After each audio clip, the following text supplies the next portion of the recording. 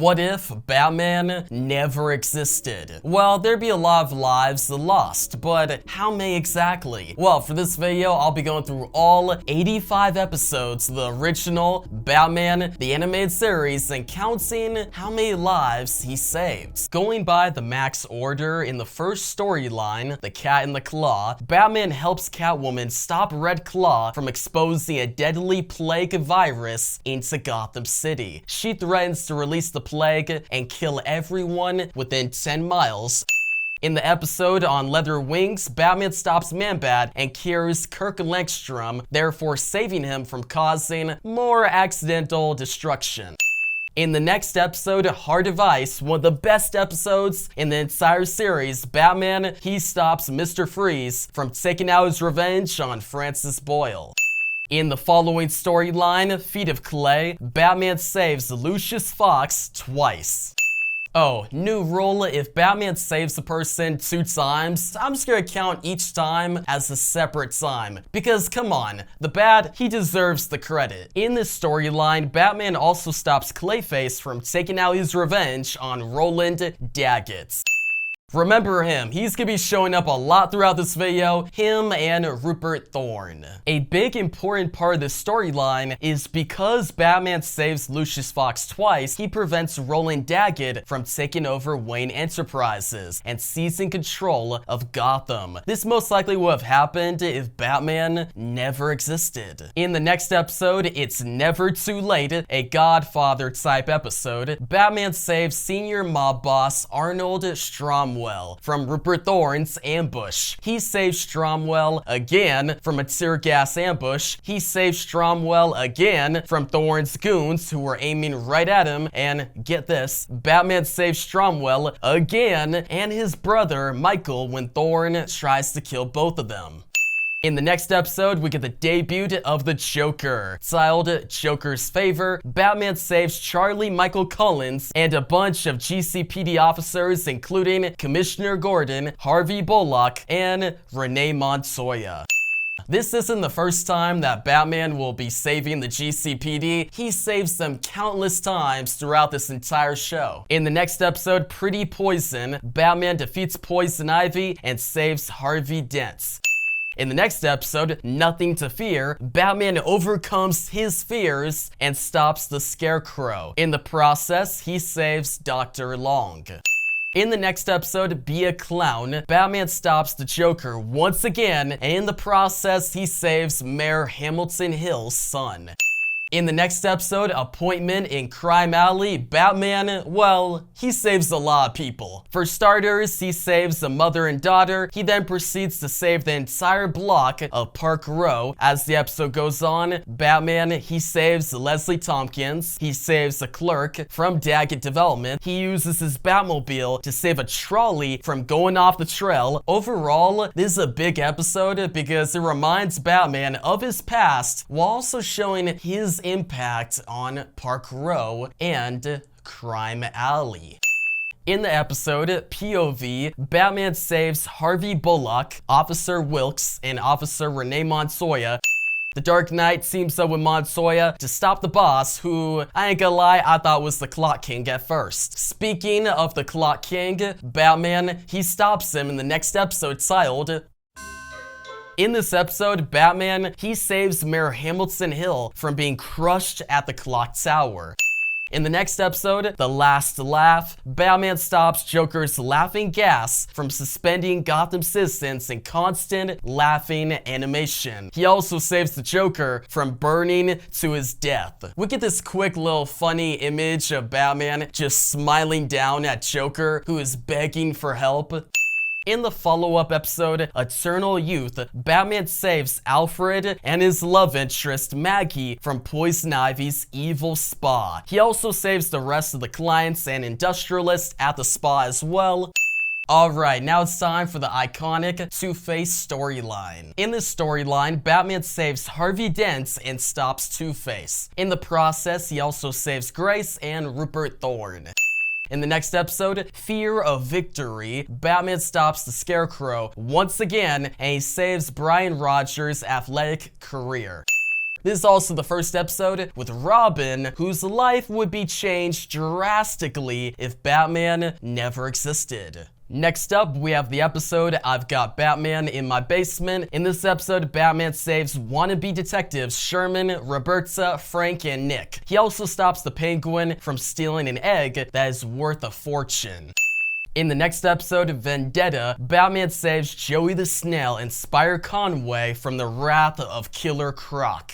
Oh, and he also saves Harvey Bullock and proves him innocent, but Bullock doesn't really give Batman credit, so I'm not going to either. In the next episode, Prophecy of Doom, Batman saves Ethan Clarke and the rest of his business friends who believe in the false brotherhood under the villain Nostromos. Also, he saves Clark's daughter, Lisa.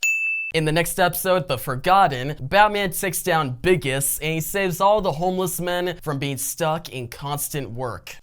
I ain't gonna lie, this episode was a lot better than I remember. The moment when Bruce remembers who he really is actually pretty awesome. Now, on to the next episode, Mad as a Hatter, Batman, he saves two thugs, Alice and her boyfriend, Billy. Man, Billy, he was out of Alice's life for like all of 2 seconds, and Mad Hatter, he swung in and wasted no time. He kidnapped Alice with a quickness. He also kidnapped everyone in the neurotechnology department at Wayne Enterprises, including Dr. Marcia Cates. Batman, he saves them all. In the next episode, The Cape and Cowl Conspiracy, we get the debut of the Bat Signal. Pretty cool, I wanted to mention it. We also see Batman save a young woman from being ran over by a train. Oh, never mind, it was just a hologram. Well, he does stop Josiah Wormwood, who is a really interesting villain. In the next episode, Perchance to Dream, Batman stops the Mad Hatter's dream machine. Nobody is technically saved, but man is that face-off between Bruce and Batman pretty awesome. In the next episode, Batman saves all the kids working for the Sewer King. In the next episode, Knights of the Ninja, Batman stops Kyodai Ken, and actually, if Batman never existed, Kyodai Ken would never have his greatest rival. Not only does Batman save Judge Maria Vargas, but he also stops Hugo Strange from auctioning off other people's blackmail tapes. Without the existence of the Batman and this show, we would have never gotten this iconic line. That's absurd. I know Bruce Wayne. If he's Batman, I'm the King of England. Next up, we have the episode where Catwoman turns into a tiger. Batman saves her and he stops Dr. Dorian, a weird dude. In the next episode, Dreams in Darkness, Batman saves all of Gotham from a fear-inducing gas. This might honestly be my favorite Scarecrow episode because of just the animation alone. Oh, and remember, there's 10 million people in Gotham, so without Batman, all of them would have been pushed into Ultimate Fear City. Next up, we have Beware the Grey Ghost, where Batman, he saves his favorite actor, Simon Trent. He also stops the Mad Bomber from blowing up Gotham. That's 10 million people saved once again. Here comes Catwoman's Reform episode, titled Cat Scratch Fever. In this one, Batman not only saves Gotham from another plague, but he also saves Catwoman from a virus spreading in her body. This is all caused by Roland Daggett and Professor Milo. Remember him, he'll be back very soon. In the next episode, I Am the Knight, which is quite possibly my favorite episode in the entire series. In this episode, we see Batman save Commissioner Gordon and his daughter Barbara from the Jazz Man. This episode really shows the impact Batman has on the GCPD's safety. They would all most likely be dead if he never existed. This episode also shows Batman saving a young boy named Wizard from going down a life of crime. This episode really hit home for me when I rewatched it, and this line from the young boy named Wizard really put into perspective how important Batman actually is. I guess I kind of owe it to you, Batman. You probably saved my life. I bet you hear this all the time. Look, I'm gonna miss my bus. I'll see you around. And thanks.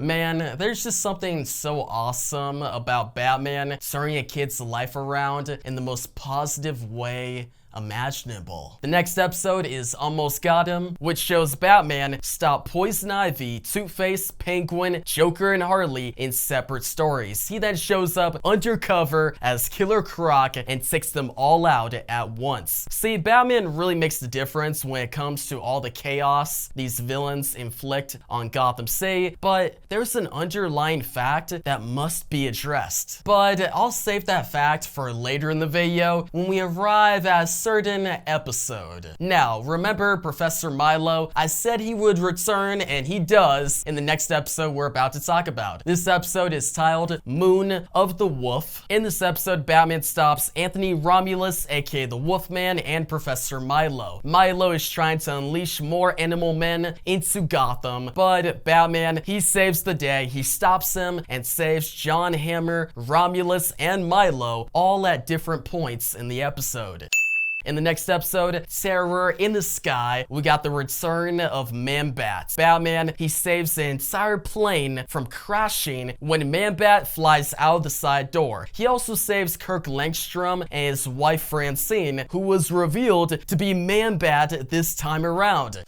We got the iconic Christmas Joker episode where Batman, he saves Commissioner Gordon, Summer Gleason, and Harvey Bullock. He also saves the passengers on a train and the engineer controlling the train. Ultimately, Joker is defeated and Christmas is saved. Next up, we have one of my personal favorite storylines, Hearts of Steel. In this two-parter, Batman saves Carl Rossum, Barbara Gordon, Commissioner Gordon, Harvey Bullock, Mayor Hamilton Hill, and the other elite members of Gotham. In the following episode, we get the debut of the Riddler. Batman, he saves Daniel Mockridge from the Riddler's revenge. He also saves his partner Robin in the beginning when Riddler gives the Dark Knight an ultimatum. The Joker returns once again in Joker's Wild, where he terrorizes a casino inspired by his brand. Batman stops the Joker once again, but he also saves the owner, Cameron Kaiser.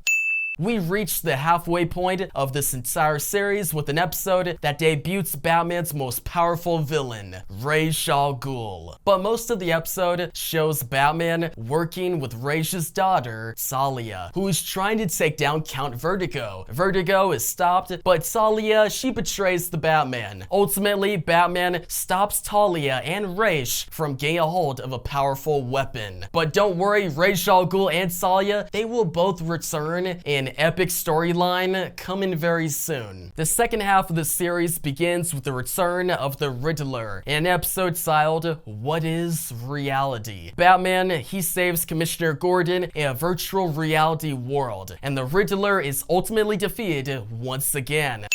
Now, Batman solves a lot of riddles in this episode, but there's one that is just ridiculous. The plane where kings and queens contend could mean a chessboard. Wait a minute. There are 64 squares on a chessboard, right? Yeah, so? So 4096 is 64 squared.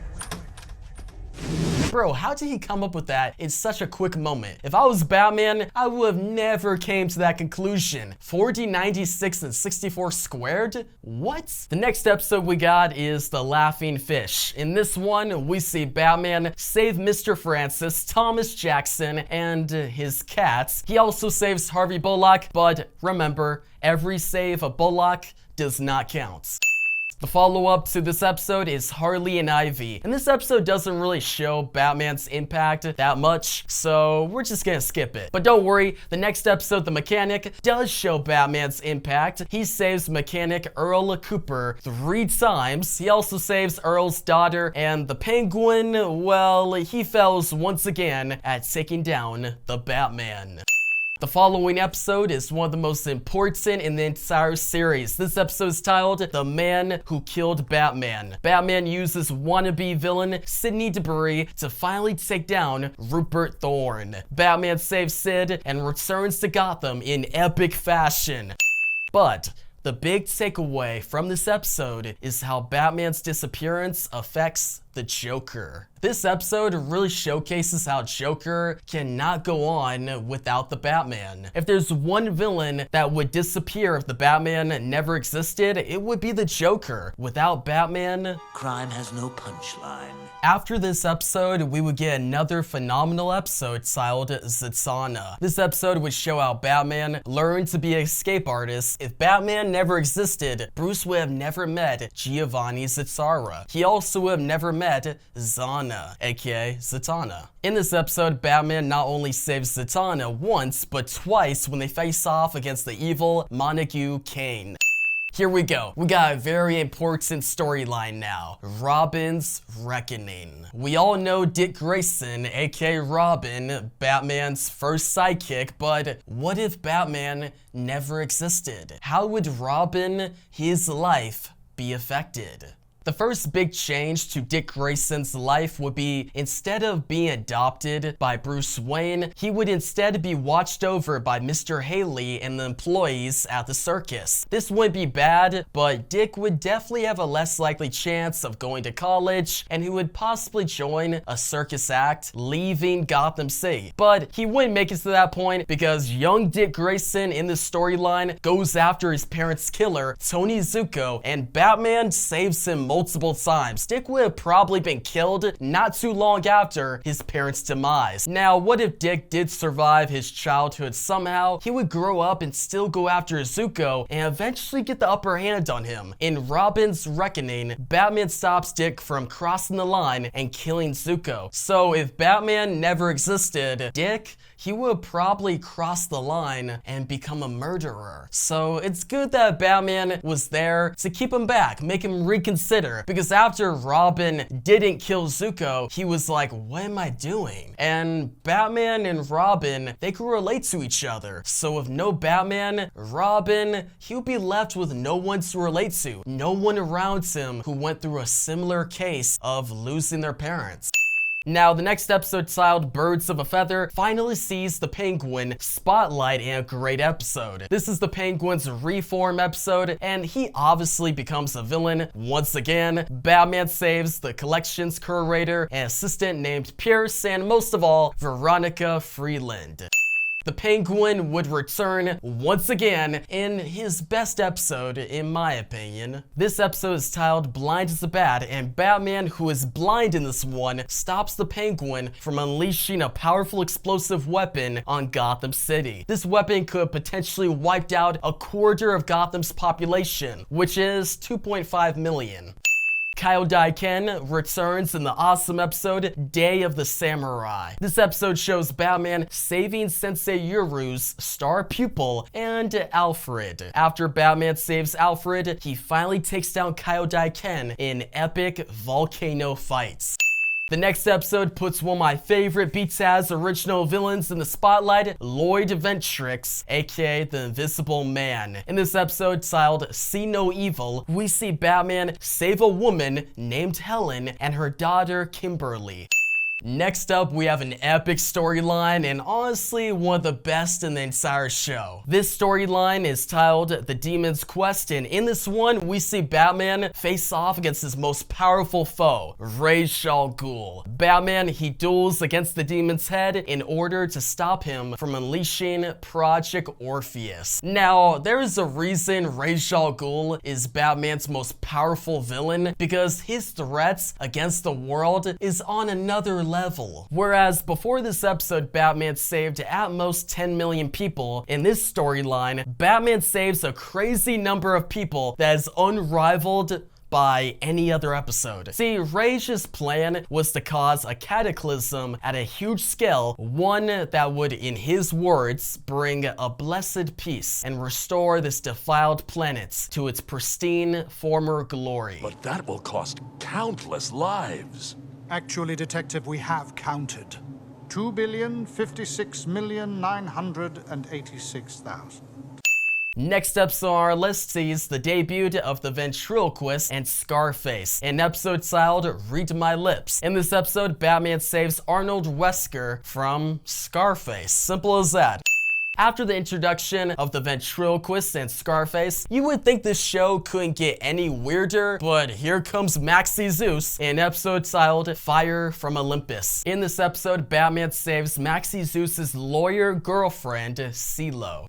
After this episode, we arrive at the storyline where Batgirl makes her debut. If Batman never existed, Barbara would have never came up with the idea of Batgirl. Batman stops Two-Face and Rupert Thorne, and in the process, he saves Commissioner Gordon from the corrupted Jill Mason. The next episode on our list sees the return of Clayface. In this one, Batman saves a woman named Stella, and he prevents Matt Hagen from becoming human again. In the next episode titled Paging the Crime Doctor, we see Batman save Leslie Tompkins once again. He also saves Michael Thorne from his brother, Rupert Thorne. This is an interesting episode with a very wholesome ending. Definitely one of my favorites now that I've rewatched it. Closing out season 1 of BTAS, we have a Mad Hatter episode titled The Worrymen. In this season 1 finale, we see Batman save a Native American shaman, Veronica Freeland, and all of the criminals controlled by the Mad Hatter.